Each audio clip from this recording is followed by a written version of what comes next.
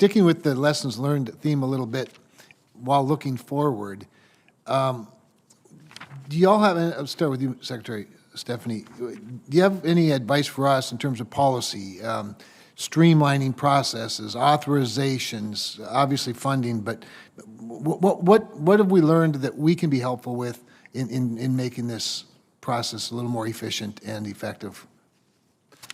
I'll start with a couple, Senator, and see if Admiral McClellan has a couple more in the details. But that'd be great.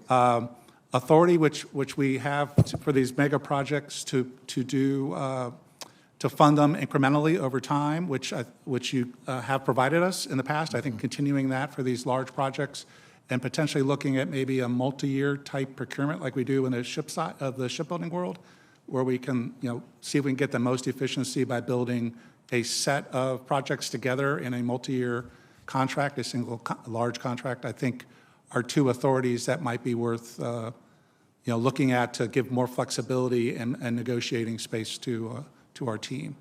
And I'll pass it over to Admiral McClellan if he has any more specific ones. Thank you, Mr. Stephanie.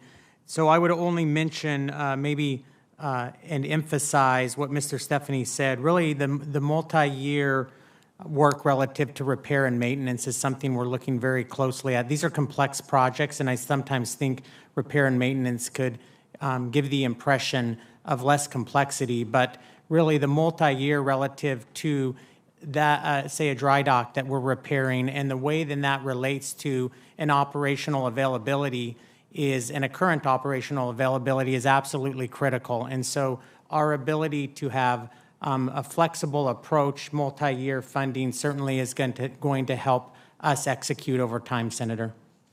Thank you for those.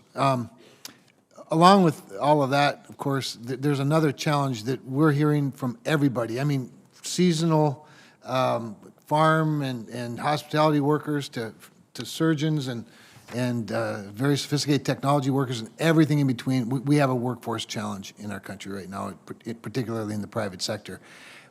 I presume you're experiencing the same thing or seeing the same thing. Do you have any thoughts? First of all, maybe let us know what you're trying to do to recruit and retain employees at the yards, but also, again, if there's anything you think we could be doing.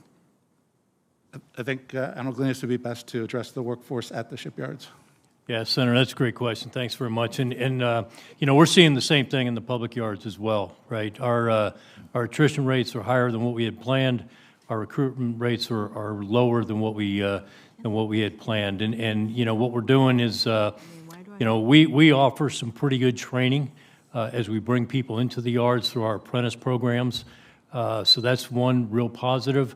The other thing that we're looking at right now is, we're actually looking at wages, and for our entry-level positions, and many times we're competing at a wage that is less than what some businesses in the local area, for example, whether it be Amazon or even a Starbucks, for example. Okay, typically the starting wage for some of our mechanics is in that $14 to $15 an hour, so right about the minimum wage level. And what we're finding is in some areas where our shipyards are located, Portsmouth and Puget Sound in particular, the going wage is actually higher than that. So we're working, through Navy leadership and with the human resources organizations across the Department of Defense to look at that wage grade that we're paying our folks.